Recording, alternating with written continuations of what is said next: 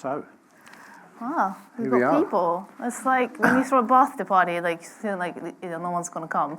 It's like, so But they have. We have people, mainly my friends. So, this is Rina. Rina, no, I don't think Rina needs any introduction.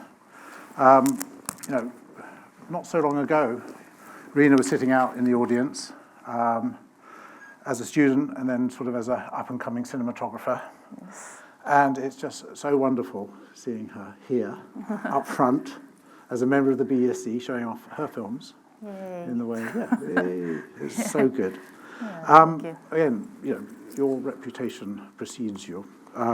Winner of countless awards, music videos, commercials, and some very notable collaborations. And now you've made the move from short form into long form, Yes. with some very high-profile productions. Euphoria, Top Boy, Sitting in Limbo, awards for all in one way or another. And The Fire Inside is your second film to be released Yeah. after Nanny. Yeah. And you've got two more on the back burner waiting to come out. Coming out at some point. Odessa and Mother Mary, Yeah. which are all very different films. And so, with The Fire Inside, how did you get the job? Well, I might not do it again yet. I got the job as a second choice DP. It's the best way. It's the best way. I was just doing an interview actually with Rachel and Bradford Young, who's also a DP, and we were joking that we made a career based upon being second choice. You keep much busier being second choice. Yeah, I'm so busy being second choice. Because Rachel tried to shoot this film before the pandemic, I think in 2019, and my friend, Kate Arismendi, she was shooting it, and I was shooting something else when they went into principal photography, and when I heard that the Rachel was making a movie, and then my friend was shooting it, I was jealous. I wanted to shoot it. I was like, why am I not shooting it? But then I was somewhere in the world shooting, but then the world got, everything changed, the world shut down. Then it came back around a few years later, and Kate was unavailable, and Rachel asked me to shoot it. And I've known Rachel personally, like socially, just because, the female DPs shooting things. There are many of us. So I knew her already, and it's written by Barry Jenkins, and I love his films, and it was like a no-brainer when she asked me to shoot it. Like, yeah, I'd love to collaborate with you on this. And so that was like, quick, offer into production. And I think this must be, oh God, why he's asking this one.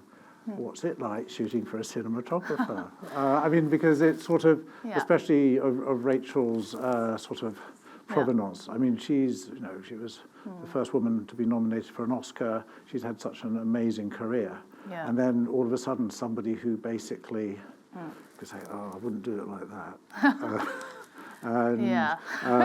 She did say that to me a few times. They're like, I don't know if I want this. So I had to make it less stylized a few times. But I'm used to working with directors who are not always directors. I've worked with musicians who direct, or actors who are directing for the first time. Or again, I shot for Bradford, where when he was directing commercials. So it wasn't my first big experience working with someone who's not a director. She's a director. She's been directing TV shows and commercials, so she's very experienced as a director. And because I knew Rachel personally, I didn't feel too apprehensive about collaborating with her, because I knew that I could trust her to just let me do my job, and then my job was to support her so she can just be the director. She didn't micromanage or anything. It was really a great collaboration. Yeah. And just to get it out of the way, cameras and lenses. We don't have to talk about it every day. Yes, the boring stuff. Sony Venice and the Rialto. The first time around it was Alexa LF. But when we actually went into principal photography, the Rialto became available. And just because we were shooting on small locations and we had set builds, but we were always in like tiny corners and rooms, so we thought that the Rialto would help. And did it? It did, because we had to wedge the cameras into odd places and trying to wedge 2 cameras into small places. So did you shoot A and B cameras the whole time? Mostly single camera, but then dialogue, if he could bring in another camera, we would. But Rachel wanted to really play the eye line really, really tight to the lens. So I mean, even if you stuck 2 cameras, sometimes just the B camera, even if they're right next to each other, just the eye lines didn't work. So we will kill the B camera and then we'll just play single camera. But yeah, most of the time, just 1. But then like boxing, we had to bring in like 4 other cameras. So it's, there's like 6 cameras I had to talk to during the did you operate? I did some handheld scenes, and Rachel also operated, because we had Mike Heathcote, who is such a great. He's a great operator. He did Creed, and so he's done boxing movies, and he was prepping with us like during the choreography, sessions, and so he knew the film, as well as we did. But then a week before the shoot, he tore his abdomen, so we lost him. And then it was really busy in Toronto when we were making this film. So we had like a cobbled together 8 camera operators kind of coming in and out. They were less invested in the movie, and they didn't know the script as well as me and Rachel did. So, we would guide them like what we were looking for, but then some handheld scenes, like, Rachel would have to step in, and I would just be giving her feedback. It was interesting. So Rachel still had her operating. She could. Yeah, but I think it was great because she could direct from behind the camera during the take. I do that sometimes as a DP. Without stepping on my director's toes. Like, can you do that again, or like do it like this? From just while you're operating. Yeah. That's cool. And coverage-wise, were you? Because, I mean, essentially the film is kind of a studio film, so there's a lot. Yeah. There's a degree of sort of input coming in from there. Yeah. And were you let alone to a certain extent, or did you have to get more coverage than you might want to? Well, I think if I like let my cinematographer ego speak, say. Maybe I would have liked to make it into like a European, a gritty, moody narrative movie where I shoot everything on 50mm and just, but it wasn't that this is like studio biopic sports movie, and they wanted to be able to see the faces and to be accessible for the wide audiences. So it's not like only the film, arty film nerds will go see it in small cinema that have. Maybe like 3 days in the theatre or something. It's got a great big release in America, no? Yeah, big release in America coming up, so which is great. And so we I didn't want the cinematography to be too stylized or like it's too cool that it's distracting. We just wanted to. There's the odd bit of Rina coming. I try to sneak in there every now and then. No, I'm not going to. Yeah. But in terms of that, from the stylized into sort of more long form narrative based thing. How has that transition from music and commercials and sort of that world into longer form? How has that been for you? Yeah, I still do commercials and the music videos when the time is right. And when they can afford you. I'd love to do more music videos, but hey, like Jojo, you can tell, but the artists don't have money, so and they want to shoot 3 days before we have to shoot. I was like, I'm not available, so. But I'd love to do more.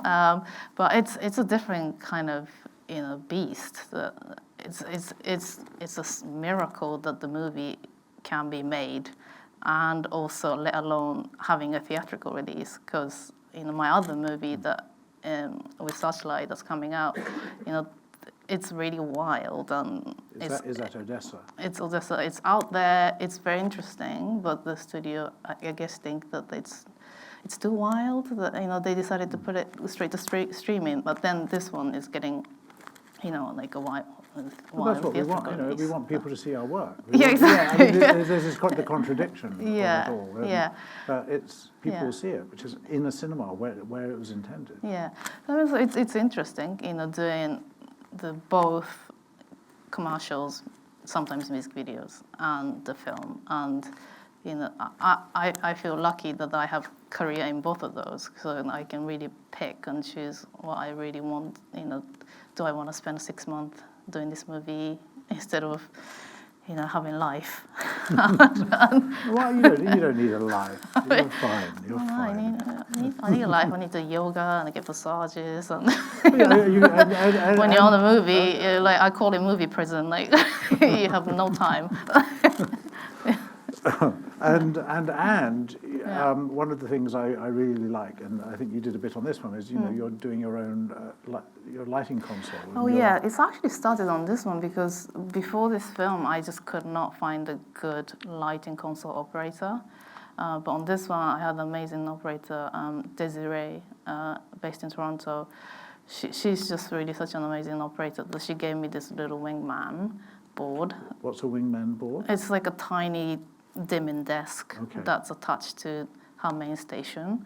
But I would, every new set, I would bring my wingman board to the DP station and I would assign all the lights that I want to control. And then during the take, I would dim up and down. You know, I would live mix. And that's something I found that I can, you know, talk to my camera operators what I'm looking for and they can execute them. But the live mixing is something that I can't really explain or let someone else do it. So constant backlight. Constant backlight. We're constantly trying to dim lights, but then whilst watching the monitor and watching the waveform. Yeah. So I was doing a lot of that on this And film. have you taken that forward now? I have, yeah. I did that on Odessa, and then I did that on Mother Mary as well. That was live mixing. But now it means I really need to bring good camera operators with me. So I try to, you know, bring someone good with me. And speaking of bringing with, have you brought anybody from commercial worlds and music video worlds into film? Hindsight, no, because I was shooting in Toronto. But Odessa, yes, I did bring my crew from the UK.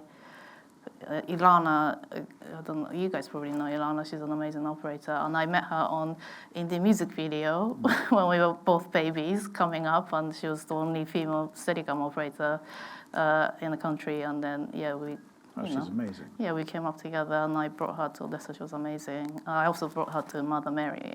She was also amazing. And my lighting desk operator, Elliot, I brought him from here to Croatia, where I shot film. Yeah. And Joseph Bicknell, who was a colorist on this. Yes. Sort of the crew who's not their crew. Yes, so my colorist of maybe like 10 years. So we used to grade in this tiny studio in Clapham. Yeah. Was that pre-cheat? It was pre-cheat, and we were just grading music videos in this tiny room. And now, you know, he got poached by Company 3 in New York, and it's a very fancy office. and did you grade in person, or did you do it over the telephone? Yeah. No, we graded in LA, Company 3, and so we did it in person. Yeah. Nice. And has he done Odessa and Mother Mary? He graded Odessa with me. Mother Mary's with someone else. But yeah, he did a great job. And so, back onto this one. What kind of budget was this? Oh, it's a good question, because they had more money first time around, but then I think MGM bought the film from Universal. Okay. So in transaction, I think they lost a few million, maybe like 6 million or something. So I think it ended up being like maybe like a 12 or 15 million, but pre-COVID budget. So it wasn't budgeted for inflation or COVID. So it's like, it may look like a simple movie, but it was crazy in a way that we had so many sets and locations and really tight schedule. So I don't know how they pulled it off, but yeah. And how many days did you shoot? I think it was less than 40, maybe something like 38, 39, yeah. And a lot of nights? Did we have night? We did start out with night shoots. That was really hard because it was first week. You were in the boxing gym. Around 3 or 4 a.m. we had these kids playing young Clarissa and young, the love interest. Young love interest. Young love, telling the kids to stay awake at 3 a.m. and box. was like it was a tough first week. And you also shot in Flint? No, I didn't shoot in Flint. It was Michigan for Toronto, so we made Toronto look like Flint. Oh, really? So there's nothing in Flint? No, some exterior shots were shot in Flint, but there was a tiny Flint unit end of principal photography. Okay. So anything we saved during principal, we would put the money into a little piggy bank, hoping that we can go to Flint. So then there was some money saved. So after we wrapped principal, Rachel went off to do Flint unit, like exterior shoots.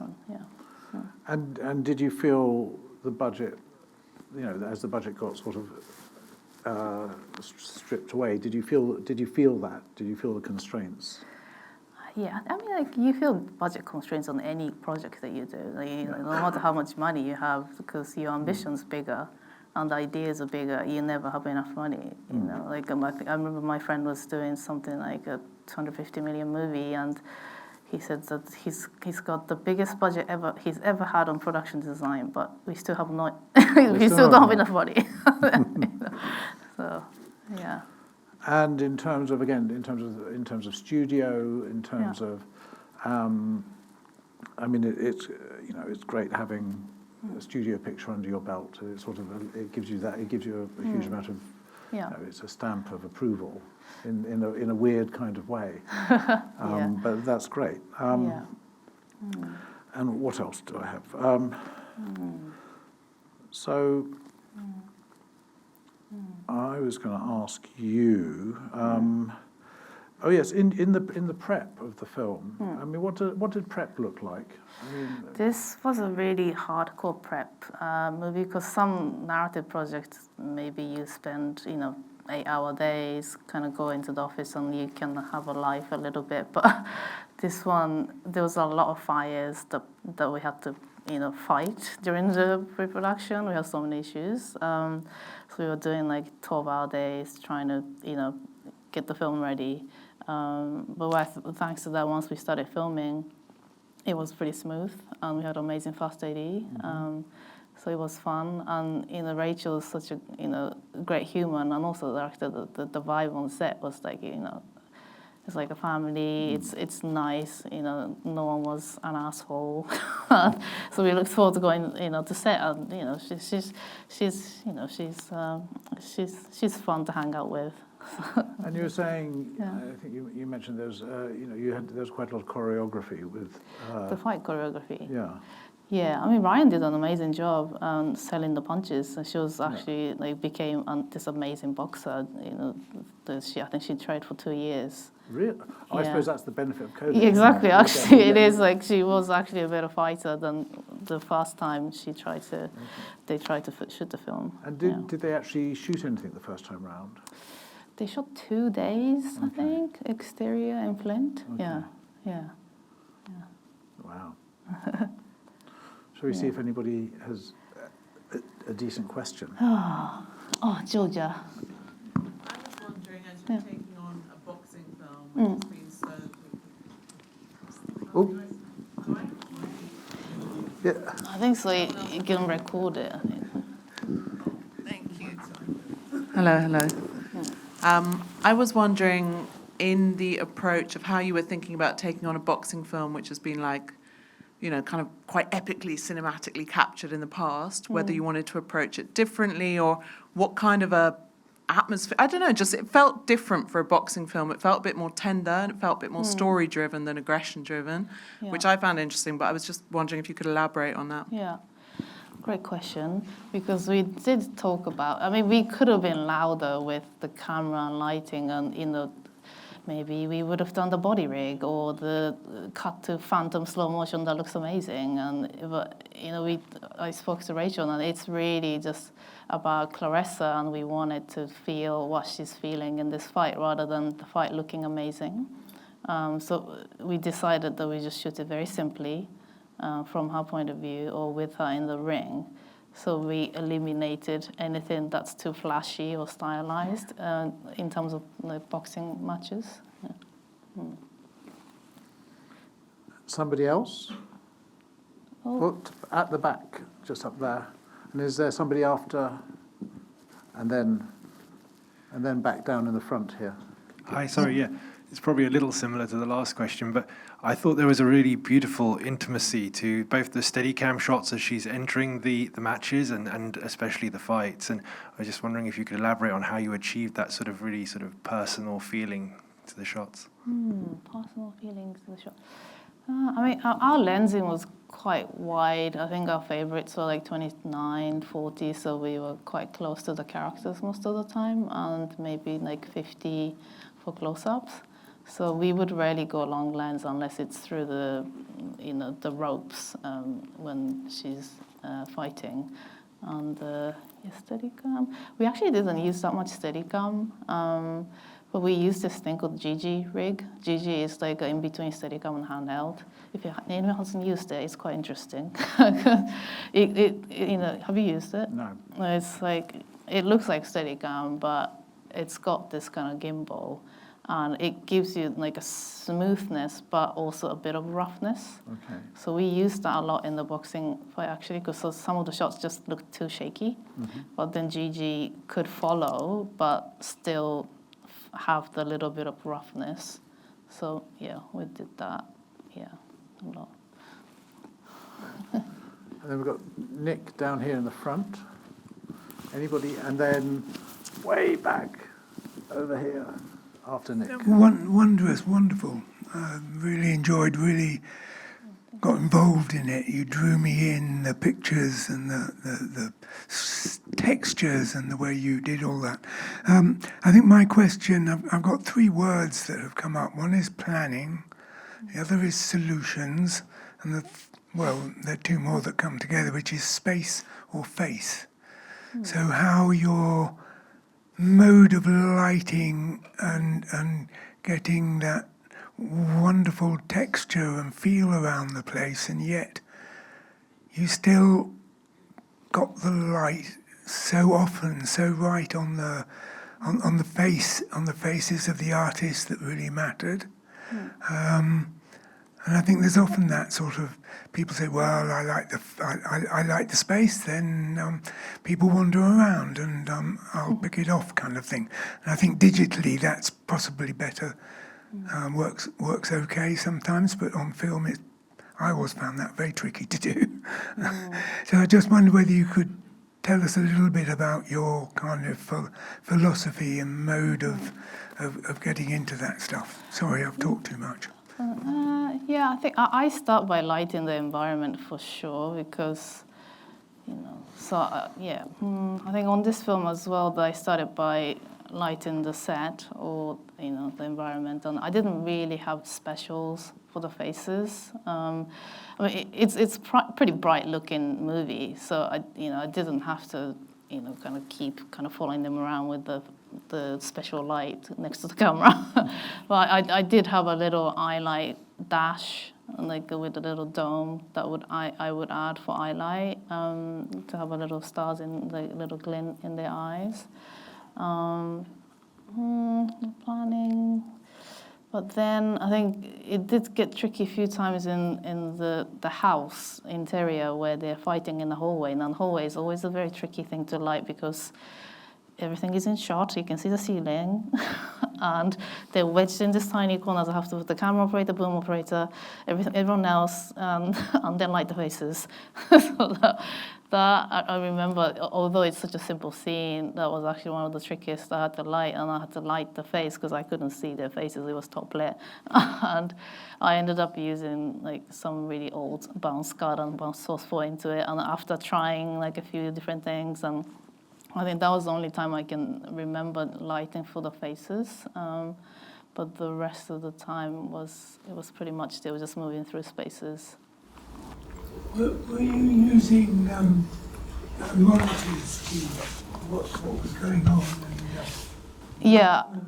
Yeah, Like because monitors and waveforms and exposure issues and I don't really know how to read waveform. Like I tried, but it just looked too scientific to me. Got people to do that for you. I just use false color.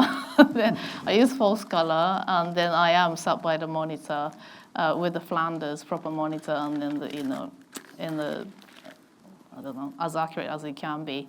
And I would sit next to the DIT, and I'd sometimes make live adjustments. So yeah, I was monitoring if I wasn't operating. Yeah. And there was a lady in the back, just here. Anybody else? Anybody next? So we can prepare. Anyway, let's take your question. Hi. Hello. It's very rare to have like a sports film that centres a woman at the heart of the heart of the project. And so it makes it a really special project to be part of. I'm like really jealous of Marcia getting to costume this film, to be fair. And I just wondered, throughout prep and shoot and your grade, what's the lasting memory that you've taken from this experience of being able to work on something like this? Yeah, I think it's a really good question, because one of the reasons why I wanted to do the film is that what the film is about is I could resonate a lot with it, because I feel like an athlete and she's an athlete, and she goes through the success and failure, which we've all experienced, and then she's very resilient against all odds, and she's representing this community, which is often underlooked. So I felt like I had something that I could offer there, and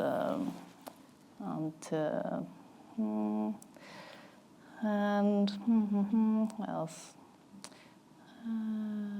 Yeah. Wait, what was that? Also, there was something else after that question. What was it like to work on it? What's like a lasting memory that you've taken from this? Oh yeah. I've been thinking about this a lot, because we're doing this press tour, and then there's so many interviews, and then we try not to say something that the same every time. But then kind of what I've learned through doing the interviews is that what did I take away from this movie? We all make movies here, right? Like we create something. We all creators here, and I think about when something comes out. It feels very kind of like, it doesn't feel like me sometimes. I mean, especially like movies, we made this maybe like 2.5 years ago. I'm looking back at myself, the decisions I made 2.5 years ago. And what I tend to take away from making movies is the process of making something with the people that I enjoy working with, and what it was like. And when I watch the movie, I think about the things that was going on in my life on set, or what it was like to work with Rachel, which was really great, and I'll do it again. So I think that's just something like process and memories is something I took away from. And it's hard for me to kind of watch the movie as an audience.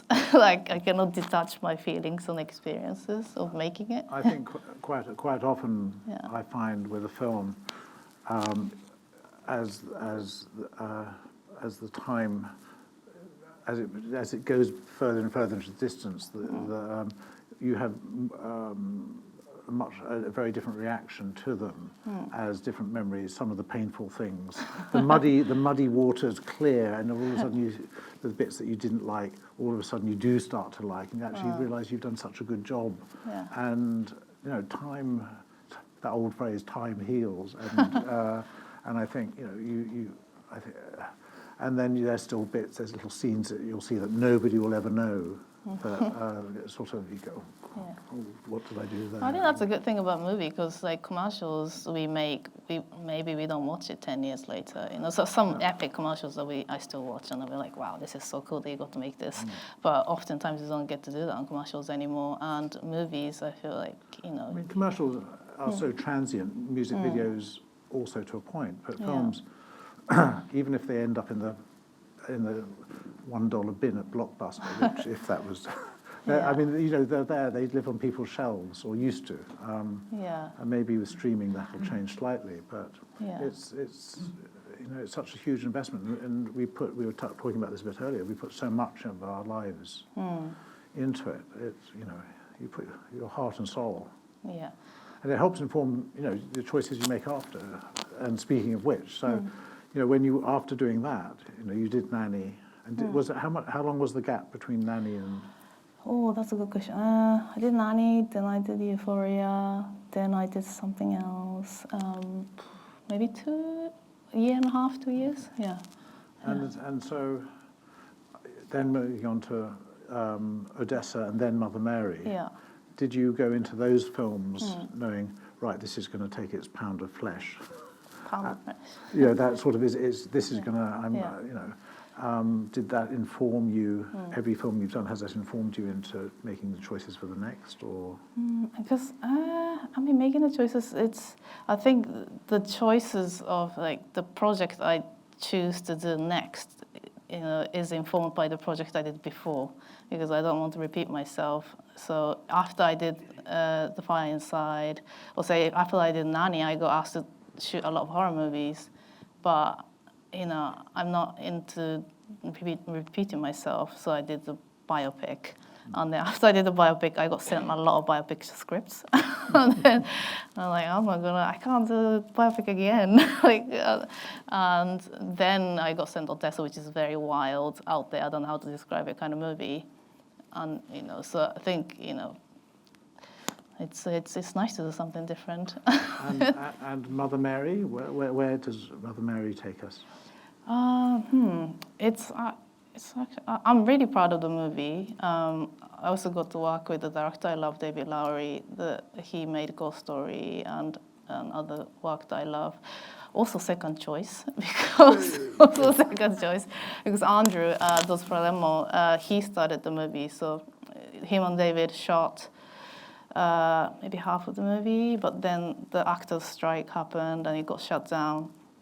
And then when it came back around a year later, they managed to put it together again. Andrew was on Avengers. No, it's not Avengers, Marvel movie. So I came on to do it, but it was actually it worked out great because what was left to shoot is a huge concert sequence and a lot of kind of very stylized part of the movie. And I've done concert and I've led concerts and I've shot musicians and all these other things that was left to shoot on the movie. So it was it was fun to work on, and I felt like I brought on something that they needed, and it was I think it's a great mix of me and Andrew coming together to make David's movie, and I'm really excited about it. Wow. And when do these two come out? They I'm probably gonna come out this year. I'm gonna be like one of those actors, somehow they come out with 5 movies at the same time. It's like, oh, you've been busy. I was like, no, it's been like 4 years. These things were made in 4 years. Yeah. And looking out again, any more? There's a hand, back left, or my left, your right. Hello, going back to The Fire Inside. Just want to say I found it very grounded and real, which I love. But just kind of piggyback off the comments you've made about you might have made different decisions. That's what I'm intrigued to know. If you go back, what would be different in terms of the choices that you've made on that film? Oh, that's interesting because I think if we were to make the film that we made again, we would probably make whole different choices, right? Because you've done it once. We've done it once. We're full of insecurities and self-doubts about things that we did. Maybe shoot on 16mm. Shoot on 16mm, maybe handheld, and it's a bit grittier. But then, is it right for the film? I'm not sure if it's right for the movie. Maybe it's just too gritty and it's too cool. So I think the decisions I made back then was right, and and it's the movie. Yeah. I mean, I think so often as cinematographers, we have our own views about what we would like to do, but the reality is that we're kind of guns for hire. Yeah, and we have to do it. I mean, it's sort of... Yeah, we're there to support the movie, and I think if you want to, to make some cinematography masterpiece, or we can make our own project and do music videos. Or Well, yes, I think make our own project. Yeah. Yes. Yeah. Ask the DP to make their own project. I God. don't know. Thought of It's it. really tough being directors. I have a lot of respect. It's really vulnerable, to make something and to share something, and and you the director. It's I can never do it. It's scary. Rachel did it, and I'm so proud of her. She was terrified of how the film will be received. I mean, she did an amazing job, but she wasn't sure if people liked the movie. It's a place of huge vulnerability. Yeah, and she's been doing all this press work, and she's completely out of her comfort zone, and it's amazing to see. And I could never do it, but respect all the directors. Hide in sort of the shadow, as long as it has shadow detail and good blacks, so it'll be fine. Yeah. Anybody else with a question? Here's one. Oh, Katie, hello. Catherine, there we go.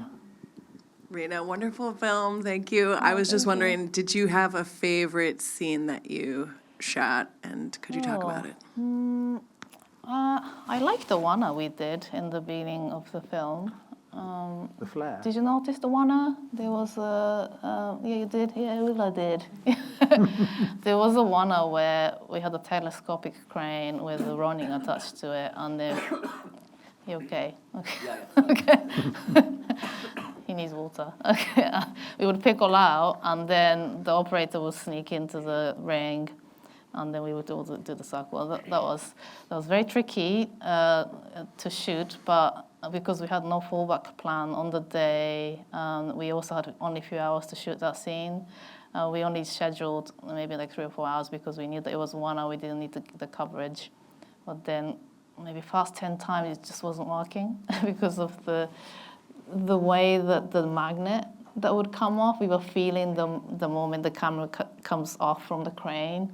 And we were like pulling our hair out, so like, okay, we have no fallback plan, what are we gonna do?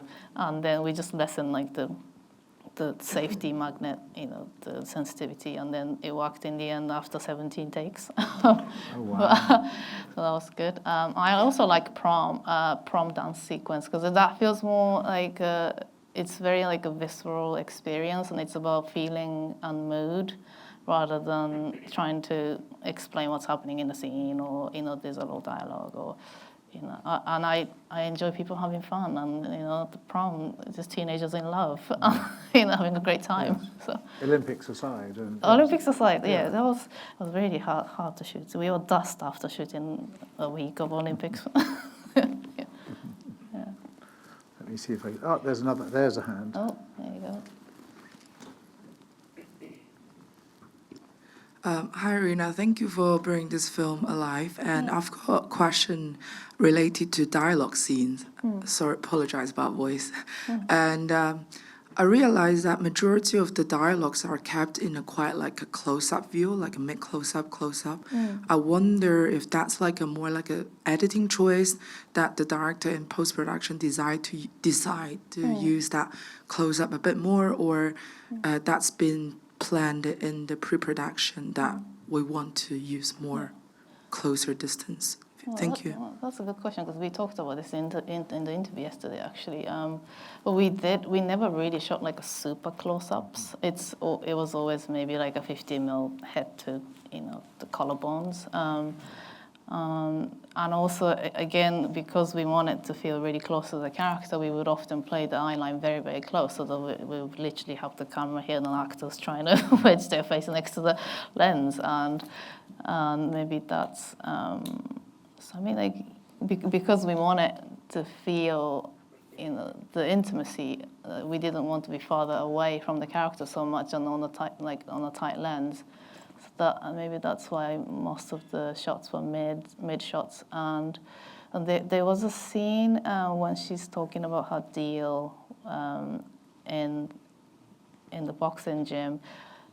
We did shoot some close-ups, but the editor and Rachel went for mostly 2 shots, and I think that was the right choice. And so yeah. But to answer your question, we didn't shoot that much close-ups. Yeah. So I mean, but so in terms of coverage, it was more about more takes. More about like 2 shots on mids.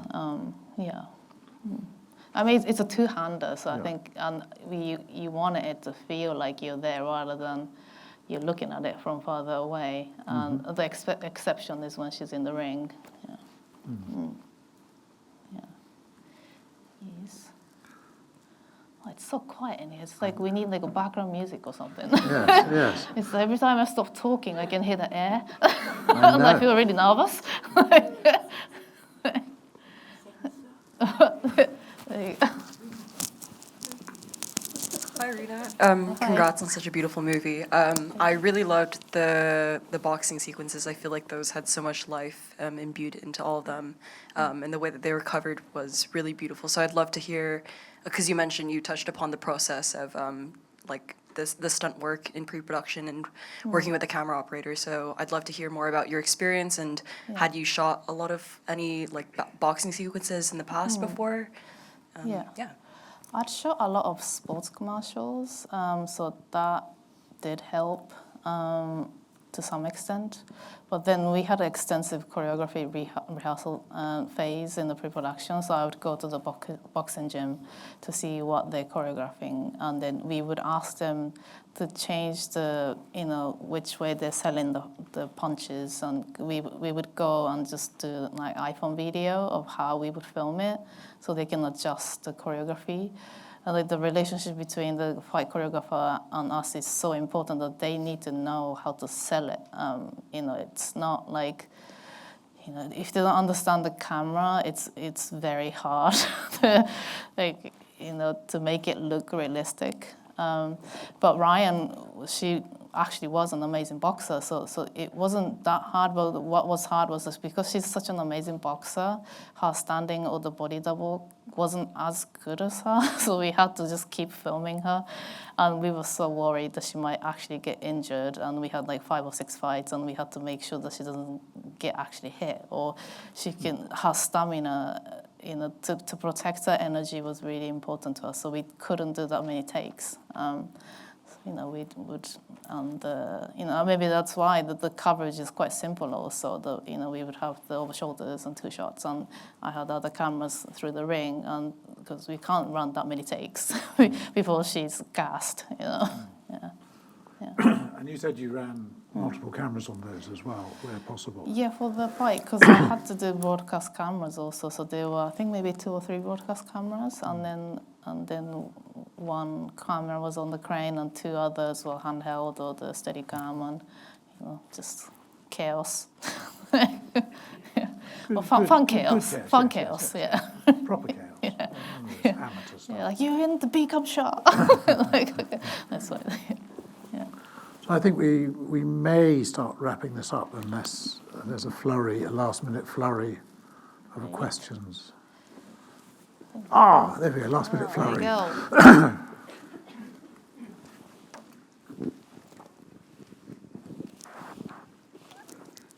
Well, I thank you for the movie. I really enjoy, like everyone, I guess.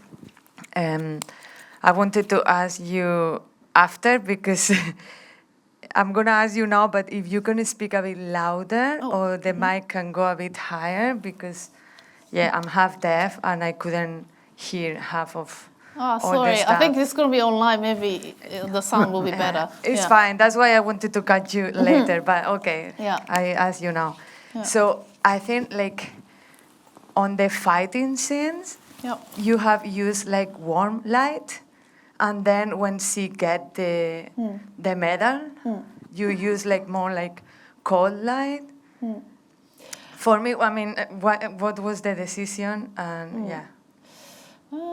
we lit each fight like very differently.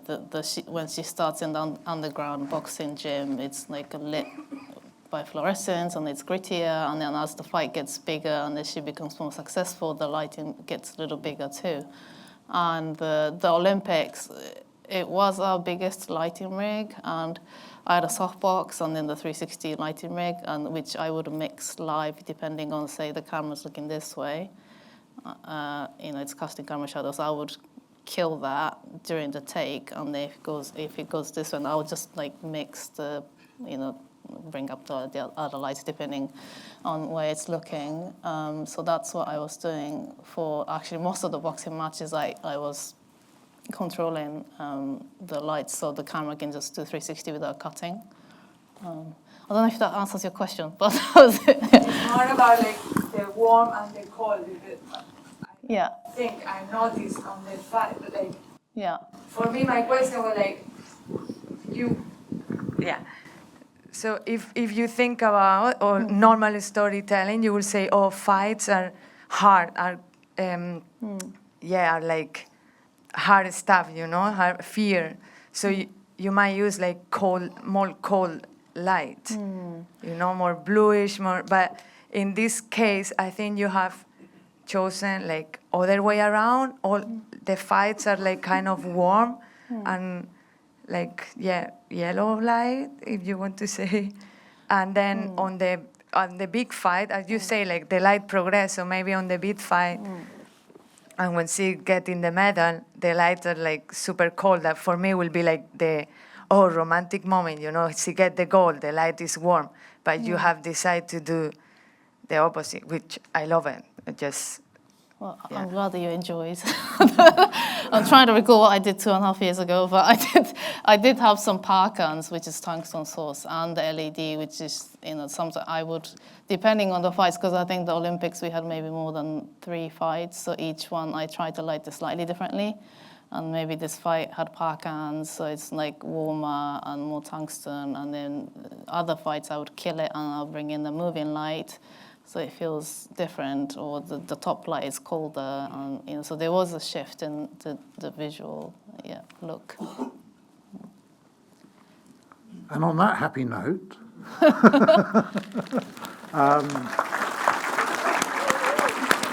thank you, Rina.